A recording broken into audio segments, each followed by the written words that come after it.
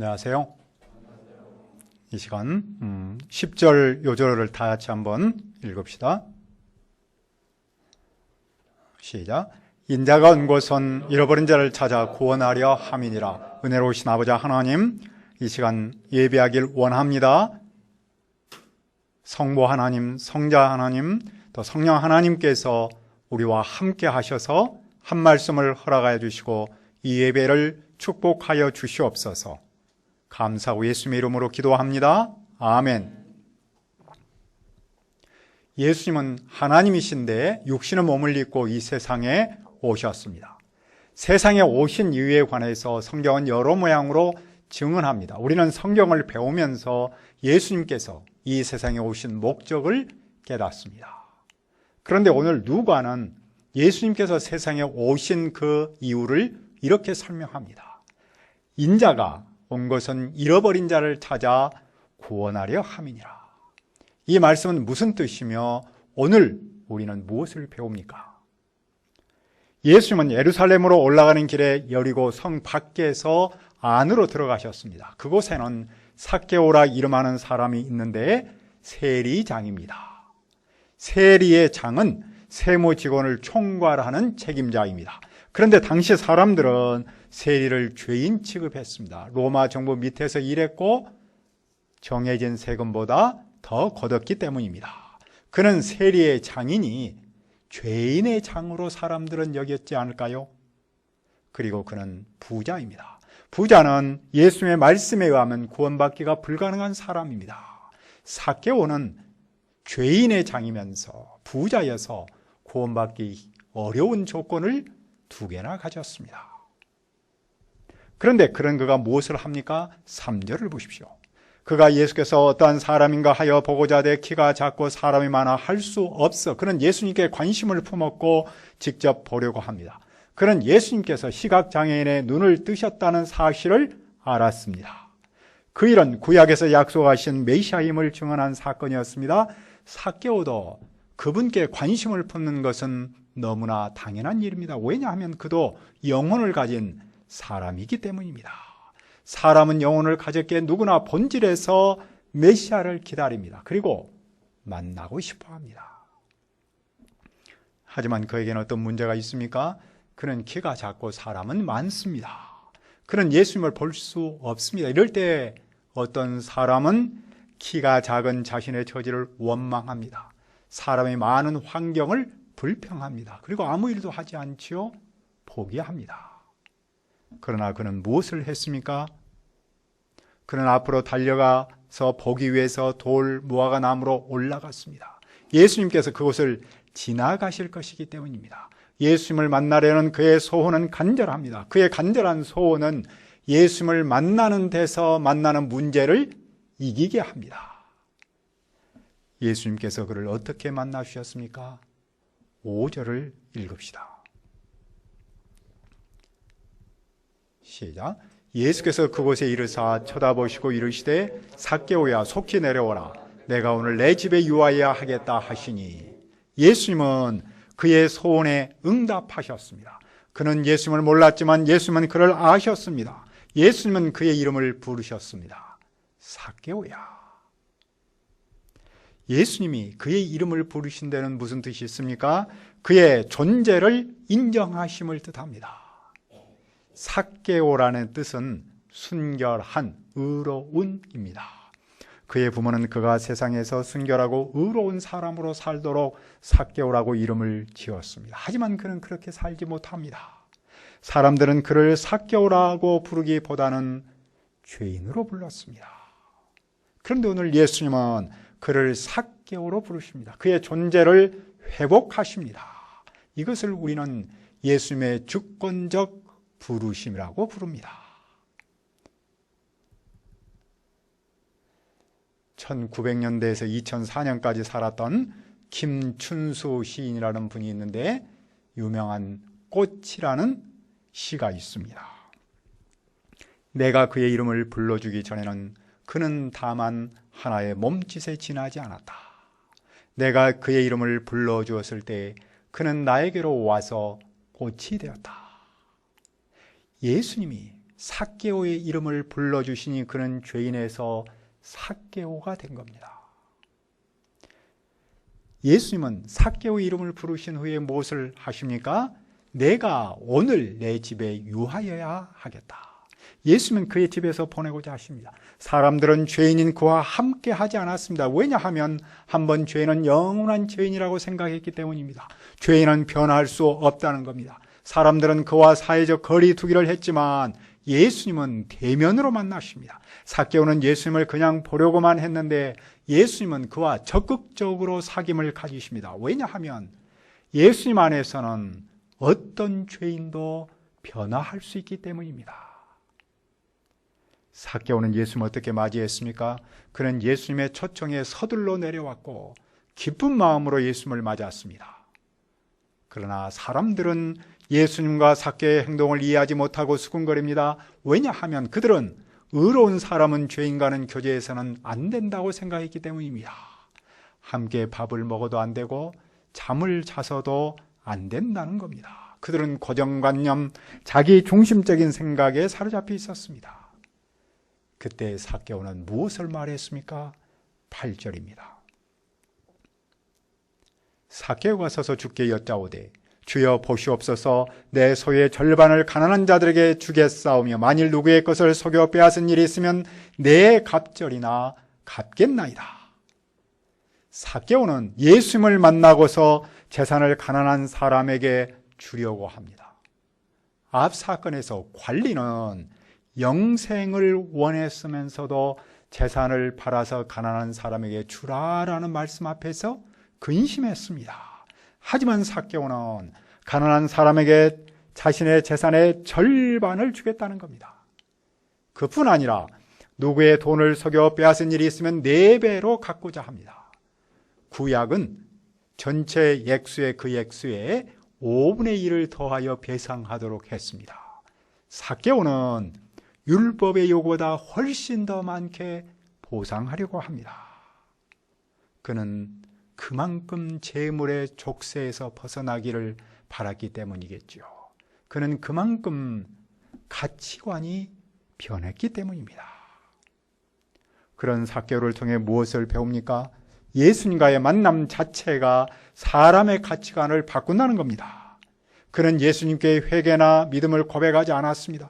예수님께서 먼저 그를 아무 조건 없이 만나 주셨습니다. 부자가 하나님의 나라에 들어가기가 낙타가 바늘구멍으로 들어가는 것만큼 어렵다고 하신 그 주님께서 그 부자를 받아주셨습니다. 그의 가치관과 삶이 바뀌어서 예수님이 그를 받아주신 것이 아닙니다. 그가 예수님을 만남으로 그의 가치관과 삶이 바뀐 겁니다. 만남이 먼저입니다. 예수님을 만나면 가치관이 바뀌고 삶이 바뀝니다. 그런 그의 모습은 앞으로 나타날 초대교회의 모습을 미리 보여줍니다. 초대교회 때 믿음의 사람들은 다 함께 지내며 모든 것을 서로 나누어 쓰고 재산과 물건을 팔아 각자의 필요에 따라 나누어 주었습니다. 예수님은 그에게 무엇을 말씀하셨습니까? 9절을 읽읍시다. 시작. 예수께서 이르시되 오늘 구원이 이 집에 이르렀으니 이 사람도 아브라함의 자손이니라. 오늘 구원이 이 집에 이르렀다는 말은 예수님이 오늘 이 집에 오셨음을 뜻합니다. 예수님이 그의 집에 오심이 구원이 일어난 일입니다. 구원은 먼 미래에 일어날 일이면서 동시에 오늘 일어납니다. 오늘 일어나야 먼 미래에도 일어납니다. 그 구원의 표는 무엇입니까? 이 사람도 아브라함의 자손입니다. 아브라함의 자손은 하나님의 아들, 딸입니다. 세리는 죄인이어서 하나님의 아들, 딸로 인정받지 못했습니다.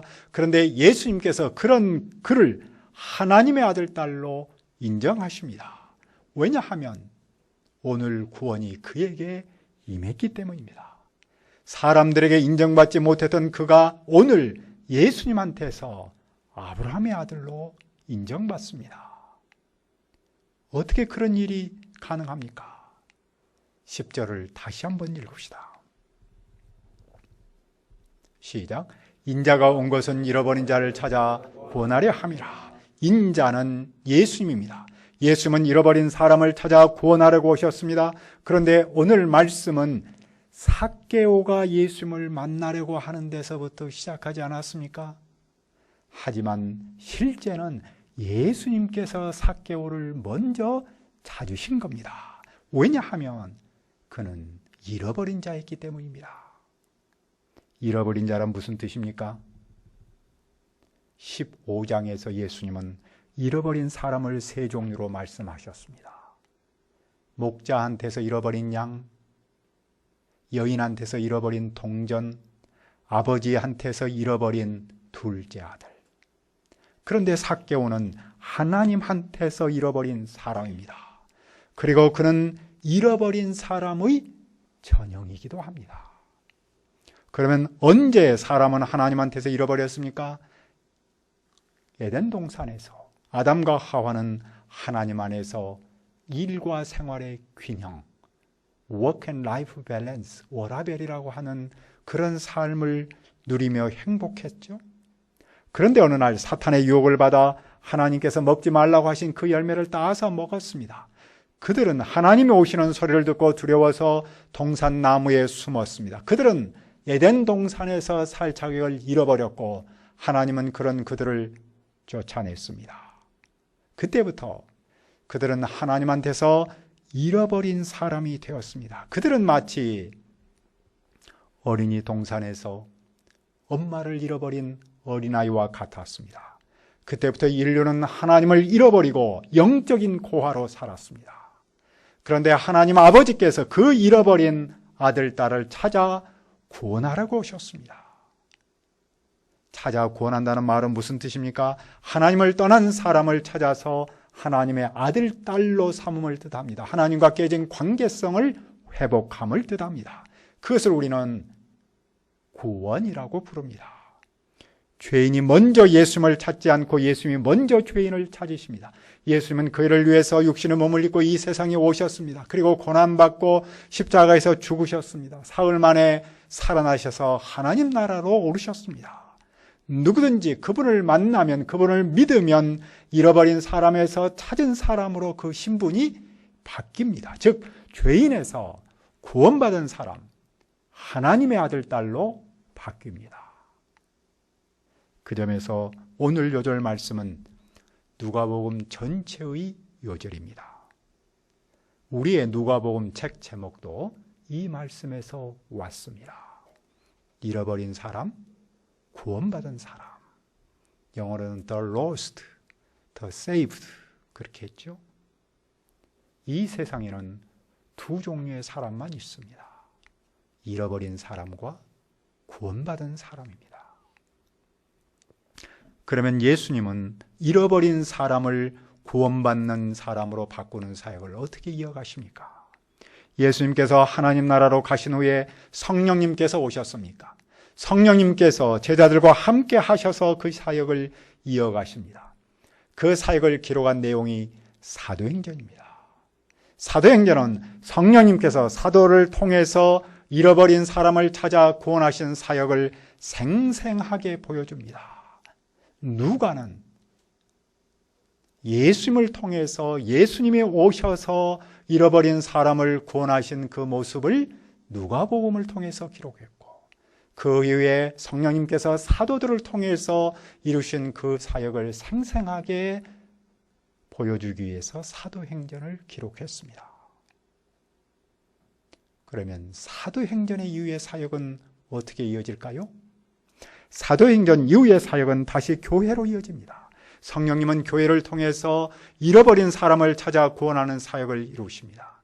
그 점에서 교회는 죄인을 기다리기보다는 찾아 구원하는 일을 해야 합니다. 죄인이 교회를 찾기 전에 교회가 먼저 죄인을 찾아야 합니다. 교회는 죄인이 모이는 곳만이 아니라 찾기 위해서 흩어지는 곳이어야 한다는 것이죠. 이것이 교회 존재의 목적입니다. 그런데 이런 말이 전해지고 있습니다. 교황 이노첸시아 4세 1243년부터 시작했는데, 그때 신학자 토마스 아퀴나스, 다 1200년대 분들입니다. 교황청 발코니에서 각 사람에게 보낸 헌금 주머니를 보면서 나누었던 대화라고 합니다. 토마스 보시오. 베드로 사도께서 은과 금은 내게 없다고 말했는데 지금 교황청은 은과 금이 풍부합니다. 토마스가 이렇게 대답했다고 해요. 맞습니다. 교회는 은과 금이 풍부한데 베드로 사도께서 말씀하신 나사렛 예수의 이름으로 일어나 걸으라는 능력은 없습니다. 그 후에 1800년대에 덴마크 신학자 쇠렌 키르케고르가 있습니다. 그분은 더 나간 말을 했다고 해요. 예수님은 물을 포도주로 바꾸었다. 그런데 교회는 더 엄청난 일을 했는데 포도주를 물로 바꿔버렸다. 그 후에 1800년대에서 1900년대까지 있었던 일본의 신학자 우치무라 간조라는 분이 있습니다. 이분은 아주 더 심한 말을 한 걸로 전해집니다. 가롯 유다가 부럽다. 가롯 유다는 팔아먹을 예수님이라도 있었는데 현대 교회는 팔아먹을 예수님조차 없다. 사실 이 말들의 사실관계를 확인할 수는 없습니다. 다만 교회가 본질을 잃어서는 안 된다는 점에서 전해온 말로는 중요하겠죠. 교회는 예수님이 세상에 오신 목적을 믿고 그 목적을 증언해야 한다는 점에서 깊이 새겨야 할 말이라고 생각합니다. 어떤 사람은 교회가 할 일에 관해서 이런 비유를 들었습니다. 한 아이가 강물에 빠져서 허우적거렸는데 세 사람이 지나가다가 그 모습을 보고 각각 이렇게 반응했다는 겁니다. 첫 번째 사람은 물에 빠진 그를 향해서 꾸짖었다. 왜 위험한 강물에 들어갔느냐? 들어가지 말라고 했는데. 두 번째 사람이 이렇게 말했다는군요. 목을 물 밖으로 내밀고 손을 쭉 펴서 젓고 발을 열심히 움직여서 물에서 나와라. 마지막 사람은 자기 옷을 벗어 던지고 물속으로 들어가서 그 사람을 구했다는군요. 이 세 사람 중에서 세 번째 사람을 예수님 또는 교회로 비유합니다. 예수님께서 오신 목적, 교회의 존재 목적은 죽어가는 사람을 살리는 데 있음을 강조한 겁니다. 오늘 누가는 예수님께서 오신 목적을 무엇이라고 말했습니까? 인자가 온 것은 잃어버린 사람을 찾아서 구원하려 하심이라. 그런데 오늘 예수님은 그 일을 어떻게 하십니까? 예수님은 교회와 함께 교회를 쓰셔서 그 일을 하십니다. 우리가 이 학교는 캠퍼스에 그 일에 쓰임받을 수 있도록 기도합니다. 은혜로우신 아버지, 예수님께서 세상에 오신 이유가 잃어버린 사람을 찾아서 구원하려고 오셨습니다. 그런데 오늘 예수님은 그 일을 교회와 함께 교회를 쓰셔서 하신 줄 믿습니다. 우리가 이 학교에는 캠퍼스에서 그 일에 쓰임받도록 기도합니다. 감사하고 예수님의 이름으로 기도합니다. 아멘.